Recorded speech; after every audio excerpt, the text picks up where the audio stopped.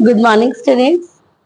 शुरू करते हैं बेटा unit 5th exercise 5.3 to 16th question से। ठीक है, चलिए आइए। आपके पास क्वेश्चन है, a sum of rupees 700 is to be used to give 7 cash prizes to student of a school. 700 रुपए यूज किए गए हैं 7 प्राइज देने के लिए एक स्कूल में। ठीक है, for their overall academic performance जो बच्चों ने ली है उसमें, if each prize is ₹20 less than its preceding price. Precede मतलब पहले से। ठीक है, मतलब जैसे पहला आपको प्राइस ₹100 का मिला, ठीक है, तो जो सेकंड प्राइस है 20 लेस देन 80 का, और थर्ड प्राइस 60 का। ठीक है, आपको 20 लेस करते चले गए। Find the value of each of the price. अब यहां पर आपको एपी मतलब कि एपी में 7 टर्म्स हैं, 7 प्राइसेस हैं। ठीक है, तो आपका जो ए है वो है फर्स्ट प्राइस की वैल्यू। ठीक है, तो आप लिखेंगे लेट फर्स्ट टर्म या जो फर्स्ट प्राइस या cost of first price, let the cost of first price, जो A है आप उसे X लेट कर लीजिए। समझ आइए, the cost of first price A, ठीक है, फर्स्ट टर्म वो आपने X लेट कर ली, एंड द कॉमन डिफरेंस जो कि D है वो अब क्या है, 20 होगा या -20 होगा, -20 होगा, लेस देन है, okay, -20, and the sum of 7 prizes, मतलब कि S7 आपको गिवन है। समझ आइए कि नहीं, ये आपका the cost of first price है, ये कॉमन डिफरेंस डी आपका -20 है, और आपको 700 रुपीज के 7 प्राइजेस है, तो sum of 7 prizes, the sum of the cost of भी लिख सकते हैं, sum of the cost of 7 prizes जो कि S7 है वो कितने हैं, 700। ठीक है, अब आपको फाइंड आउट करना है सबसे पहले ए, और यहां पर आपको एन भी गिवन है, number of terms, number of prizes जो कि एन है वो कितने हैं, 7। यहां पर आप जेड लगा दें।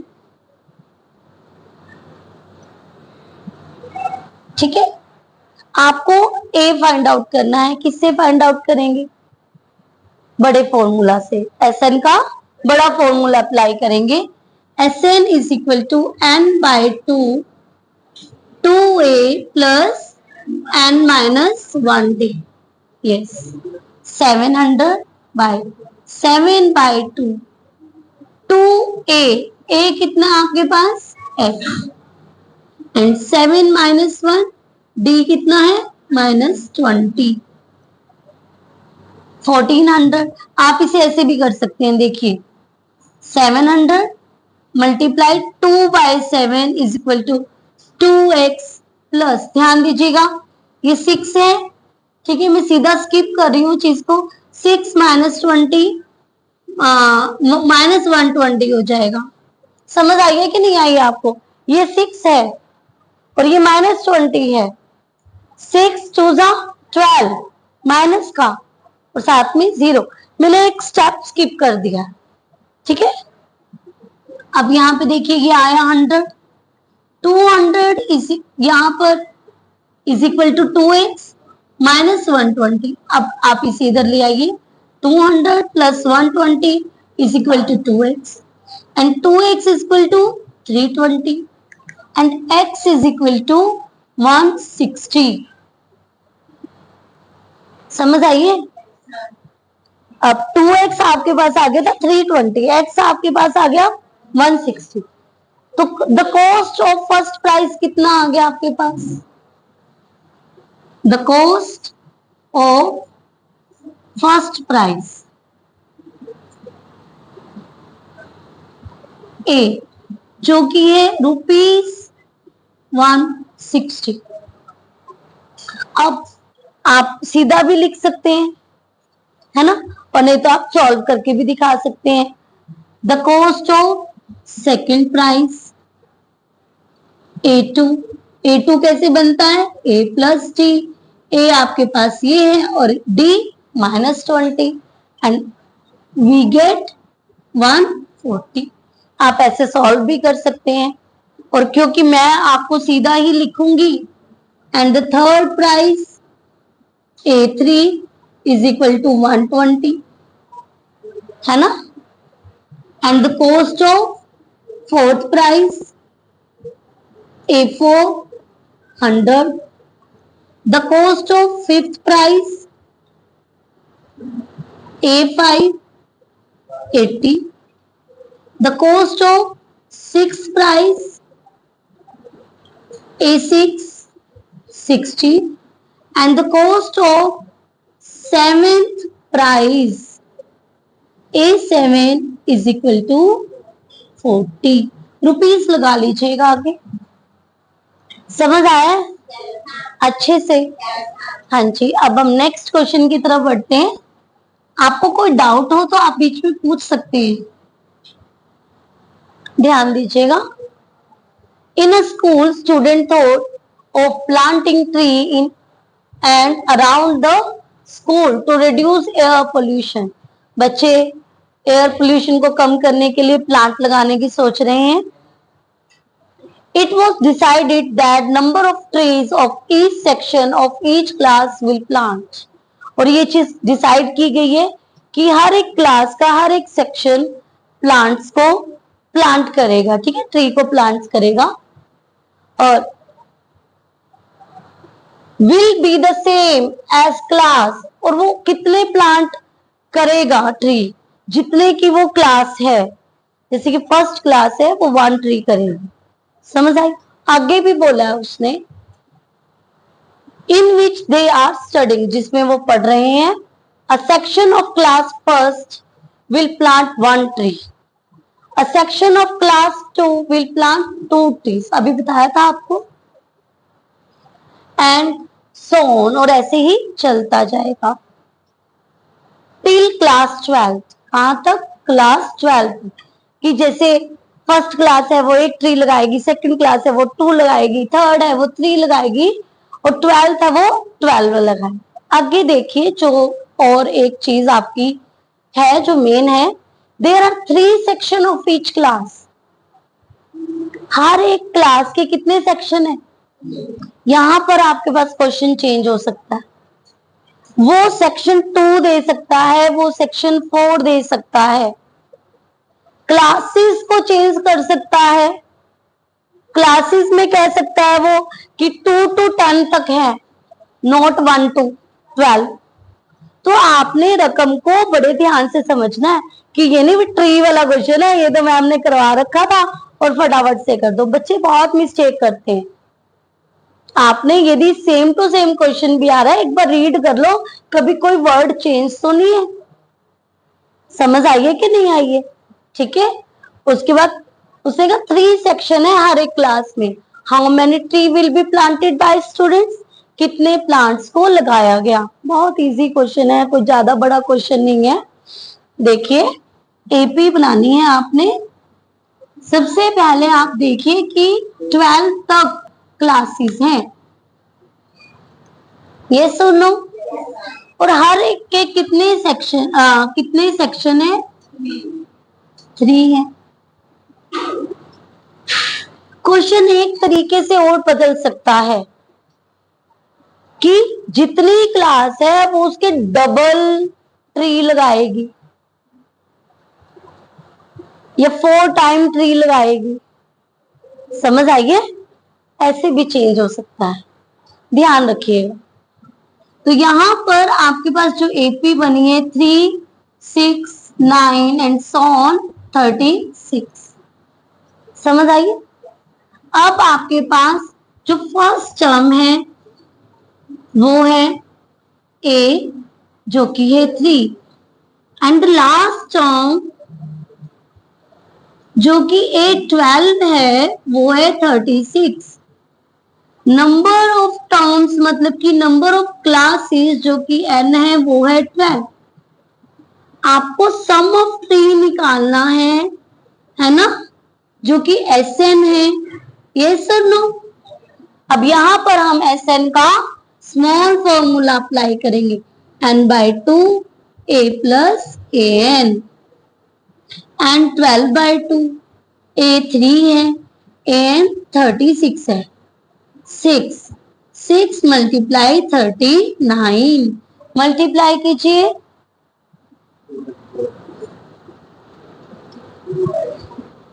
हाँ जी 234। तो सम ऑफ ट्रीज जो भी आपके पास आया है S12 वो आपके पास आया है 234 ट्रीज। समझ आइए? पक्का? अच्छे से नोट डाउन कीजिए। हाँ जी स्टूडेंट, चलते हैं 18th और 19th क्वेश्चन की तरफ। A spiral is made up of successive semicircles। एक स्पाइरल है, स्पाइरल बाइंडिंग होती है, आपके रजिस्टर्स भी होती है ना। A spiral is made of a successive semicircles। ये देखिए ऐसे, यस सेमी सर्कल्स बन रहे हैं, यस और नो? यस, यहाँ पर भी आपको फिगर में शो हुआ है। और उनकी रेडियस कितनी है? 0.5, 1.0, 1.5, 2.0 centimeter as shown in the figure. What is the total length of such a spiral? Made up of 30 consecutive semicircles। ठीक है, ध्यान से पढ़िए। उसने कहा कि जो रेडियस है, पहले मैं एपी बनाऊंगी। रेडियस कितनी है? 0.5 है। और कितनी है? 1.0 है। और कितनी है? 1.5 एंड सो। अब सेमी सर्कल्स है, ठीक है, और लेंथ पूछी जा रही है कि जो वायर की लेंथ है वो ऐसी कितनी है, ऐसे लपेटा जा रहा है, ठीक है ना। तो ध्यान दीजिएगा, आपके पास जैसे पूरा सर्कल होता है तो हम इसकी लेंथ निकालते हैं, हम उसको लेंथ को क्या बोलते हैं? सर्कमफ्रेंस। अब जब वो आधा हो जाएगा तो वो सेमी सर्कल हो गया। सेमी सर्कल की आपके पास सर्कमफ्रेंस क्या होती है? देखो पूरे की होती है 2πr और हाफ की कितनी हो जाएगी? πr। तो यहाँ पर आपकी जो एपी बनेगी वो बनेगी πr1, πr2, πr3 and so. अब यहाँ पाई आर तो हमें पता है और पाई हमारे पास, पाई की वैल्यू कितनी है? 22/, ध्यान दीजिएगा 22/7 की जगह एग्जामिनर कुछ और भी दे सकता है, ठीक है। आपको दी हुई है तो आप ये राइट डाउन करेंगे। अब देखिए 22/7 मल्टीप्लाई 5/10, 22/7। देखिए पॉइंट के बाद जीरो की वैल्यू नहीं है तो आप इसे 1 लिखेंगे। 22/7 मल्टीप्लाई 15/10 एंड सो। समझ आइए? 5 2 10, 11, 11/7, 22/7, 5 3 15, 5 2 10 and 11 and 33/7 and so। क्या आपको एपी समझ आई कैसे बनी? क्योंकि उसने लेंथ ऑफ वायर पूछा है और उसने ये भी बताया कि ये सेमी सर्कल्स हैं। समझ आइए कि ये सेमी सर्कल्स है, तो लेंथ सर्कमफ्रेंस को रिप्रेजेंट करेगी, सर्कमफ्रेंस लेंथ को रिप्रेजेंट करेगा, हम ये भी बोल सकते हैं, ठीक है ना। तो हमने सर्कमफ्रेंस का फॉर्मूला लगाया। सर्कमफ्रेंस का सर्कल का फॉर्मूला होता है 2πr, क्योंकि सेमी सर्कल है बाय में 2 कर दिया तो क्या हुआ? πr, πr1, πr2, πr3 and so.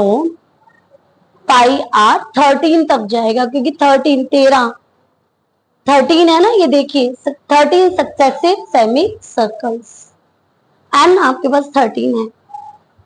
तो आप यहां पर लिखेंगे फर्स्ट टर्म जो कि ए है, कितना है 11/7। Common difference D is equal to A2 minus A1, 22/7 minus 11/7, we get 11/7। और नंबर ऑफ टर्म्स जो कि आपके पास है n, वो कितनी है 13। आपको सम निकालना है ना, लेंथ निकालनी है ना आपको, तो हम लिखेंगे सम एस एन का फॉर्मूला लगा देते हैं, एस एन, हमें S13 निकालना है। एस एन का हम बड़ा फॉर्मूला अप्लाई कर देते हैं, n/2 2a प्लस n-1d। तो n आपके पास 13 है, 13/2, a आपके पास 11/7 है, एंड 13 minus 1 11/7, 13/2 22/7, 12 into 11/7, 30/2 22/7, मल्टीप्लाई करना सिखाया है ना मैंने आपको, प्लस 132/7, 13/2 मल्टीप्लाई ऐड कर देंगे 451/7, 7 2 14, 7 2 14 एंड दिस 11। आपको फिर मल्टीप्लाई करके आंसर आ जाएगा 143। ठीक है, सेंटीमीटर में है तो आपको आंसर लिख देंगे आप सेंटीमीटर। समझ आइए अच्छे से। नेक्स्ट क्वेश्चन बेटा बहुत इंपॉर्टेंट क्वेश्चन, सभी इंपॉर्टेंट है एक्सरसाइज में, हर एक क्वेश्चन अपने में अलग वैल्यू रखता है। समझ आइए। हाँ जी, 200 लोग, 200 लट्ठे हैं, पता है लकड़ी के, वो कहते पेड़ काट देते हैं, वो गोल गोल से लट्ठे बनाते हैं। Are stacked in the following manners, किस मैनर्स में रखे हुए हैं। 20 लोग इन द बॉटम, 20 फर्स्ट पहले नीचे बिछा दिए, 90 इन द नेक्स्ट, उसके ऊपर 19, then 18, then 17 and so on. ठीक है, in how many rows are the 200 लोग, कितनी रो बनेगी 200 लट्ठों के लिए, एंड हाउ मेनी लोग are in the top row, और सबसे ऊपर कितने लट्ठे होंगे।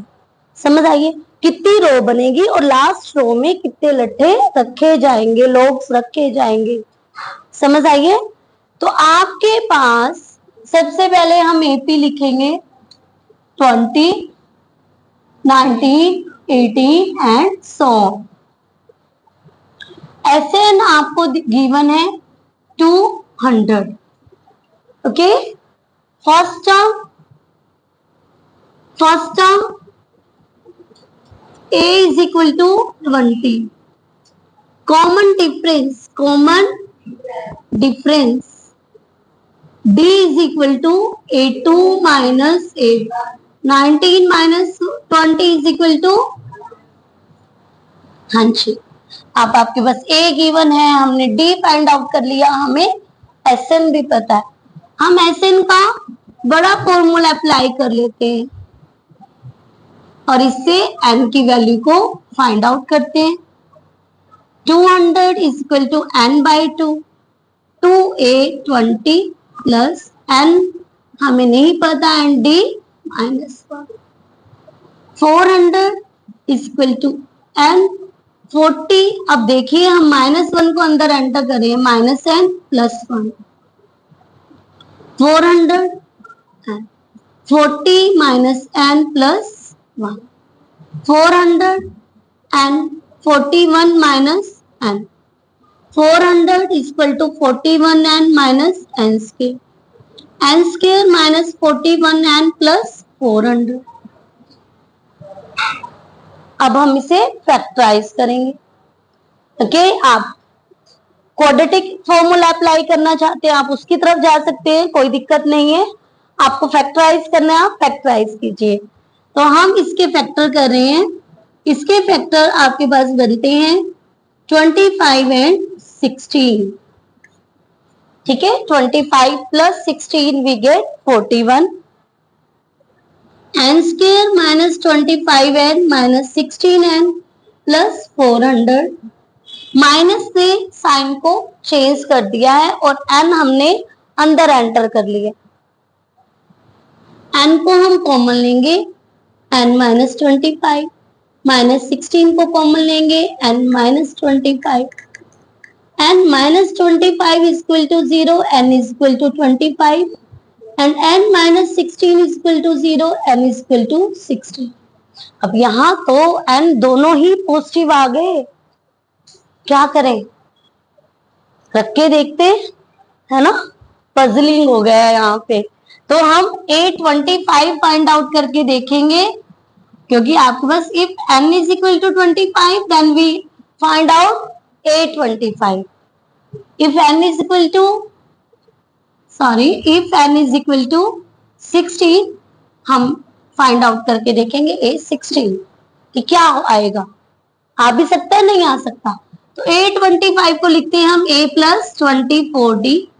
A आपके पास 20 है, 24D आपके पास नेगेटिव है, 20 माइनस 24 वी गेट -4। ऐसा तो नहीं हो सकता ऊपर हम -4 लट्टे रखे हैं, ऐसा तो नहीं हो सकता ना, तो इट इज रिजेक्टेड। समझ आइए, यहां पर जा करके वो रिजेक्ट हो गया है। अब देखिए, if n is equal to 16 then a plus 15d। a आपके पास 20 है, 15d आपके पास -1 है, तो A16 आपके पास कितना आ जाता है 5। और यही चीज आपको फाइंड आउट करनी थी कि नंबर ऑफ रोज जो बनेंगी वो कितनी बनेंगी। नंबर ऑफ रोज जो बनेंगी n16 and the last row logs in last row जो कि A16 आपके पास आया है वो आपके पास आएगा 5। बहुत बहुत बहुत इंपॉर्टेंट क्वेश्चन है, समझ आइए। और हर एक चीज आपको, जैसे आपने एपी बना दी उसके अलग नंबर हैं, ठीक है, आपने डी फाइंड आउट कर दिया उसके अलग से मार्क्स हैं, आपने फॉर्मूला लिख दिया उसके अलग से मार्क्स हैं। मैं सब बच्चों को ये कहती चाहती हूँ कि जितना आता है क्वेश्चन वहां तक करो, ठीक है। यहाँ आपने इतना भी लिख दिया आपको एग्जामिनर 0.5 दे देगा, हो सकता थोड़ा दयालु हो तो 1 भी दे देगा। फॉर्मूले के आपको मार्क्स मिलते ही मिलते हैं, फॉर्मूला लिख दिया वैल्यू रख दी तो यहाँ पर आपको पूरा 1 मार्क्स मिलेगा। सॉल्व कर दिया 2 मार्क्स, फिर आगे आपने निकाल दिया 3 और 4 मार्क्स कंप्लीट, और आंसर को लिख दिया तो बल्ले बल्ले, है ना। मतलब हर एक चीज को आपने ध्यान से करना, ठीक है। ऐसा नहीं है कि क्वेश्चन तो यार मुश्किल है और हमें आता ही नहीं, एपी तो बनाओ, जो जो आपको गिवन है वो तो करो, फॉर्मूला तो आपको याद होंगे ही, है ना, धीरे धीरे हम सभी याद करेंगे, ठीक है। फॉर्मूला लिखो, उसमें वैल्यू पुट हर कोई कर सकता है, ठीक है। तो 1 मार्क्स करके ही आपको मार्क्स आपको गेन करने।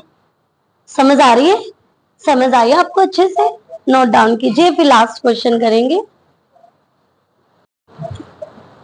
हाँ जी स्टूडेंट्स, बढ़ते हैं 20th क्वेश्चन की तरफ।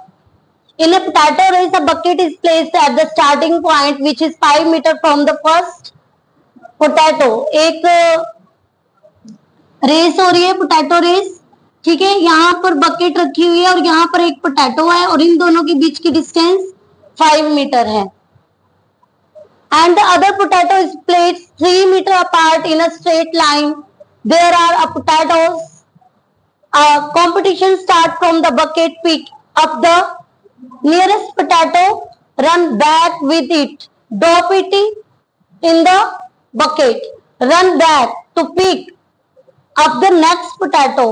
मतलब ऐसे ही अगेन चलता जा रहा है, ठीक है, आपको फाइंड आउट करना है what is the total distance the competition competitor yes has to run.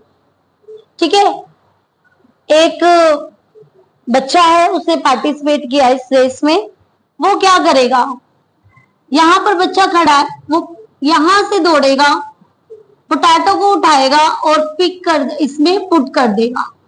मतलब कि जो आपकी एपी बनी उसने जो 5 किलोमीटर है वो कितने 5 मीटर है, कितने टाइम उसने, मतलब वो पहले तो पोटैटो तक गया जो कि 5 मीटर पे रखा हुआ था, उसने उठाया फिर वापस आया, 5 मीटर 2 टाइम कर रहा है ना वो कवर, तो 2 टाइम 5 उसने कवर किया। उसके बाद उसने नेक्स्ट पोटैटो के लिए, क्योंकि नेक्स्ट पोटैटो में जो गैप है 3 मीटर का है, फिर उसके बाद 3 का है, फिर उसके बाद 3 का है, ऐसे 10 पोटैटोस रखे हुए। ठीक है, तो आपके पास जो नेक्स्ट उसने डिस्टेंस कवर करी है वो है 5 + 3। ठीक है, और नेक्स्ट में उसने जो डिस्टेंस कवर करी है 5 + 3 + 3, आगे आपका ऐसे ऐड होता चला जाएगा। यस और नो? अब क्वेश्चन कैसे चेंज हो सकता है, डिस्टेंस आपकी चेंज हो जाएगी, पहले में 6, फिर उसके बाद 4 मीटर के ऊपर, और उसके बाद वो नंबर ऑफ पोटैटो उसको चेंज कर सकता है, 10 है 8 कर देगा, 5 कर देगा, 4 कर देगा, 12 कर देगा, इंक्रीज भी कर सकता है। तो आपकी जो एपी बन रही है 10, 16, 8 2 जा 16, 6 and 5 11, and 11 2 जा 22। फर्स्ट टर्म ए आपके पास 10 है, कॉमन डिफरेंस डी आपके पास A2 - A1 आप फाइंड आउट करेंगे, 6 है, एंड नंबर ऑफ टर्म्स, क्योंकि आपके पास पोटैटोस बच्चा कितनी बार भाग रहा है, 10 टाइम। ओके, तो आपके पास 10 है। Total distance covered by the competitor, आपको S10 फाइंड आउट करना है, SN फाइंड आउट करना है। SN का हम बड़े वाला फॉर्मूला अप्लाई कर देंगे, n/2 2a + n - 1d, 10/2 2a, a कितना है बेटा जी आपके पास 10, एंड 10 - 1 d आपके पास कितना है 6, 2 5 जा 10, 20 + 9 × 6, 5, 20 + 54, 5 × 74, मल्टीप्लाई कीजिए बेटा, 370 मीटर। हाँ जी, तो बच्चे ने कितनी डिस्टेंस कवर करी है, 370 मीटर। समझ आया आपको क्वेश्चन, और आपको ये भी पता चला ये क्वेश्चन कैसे चेंज होना है। ठीक है, तो आज बेटा जी आपके पास 5.3 कंप्लीट हो गई है, कल हम इसकी ऑप्शनल एक्सरसाइज करेंगे। ठीक है।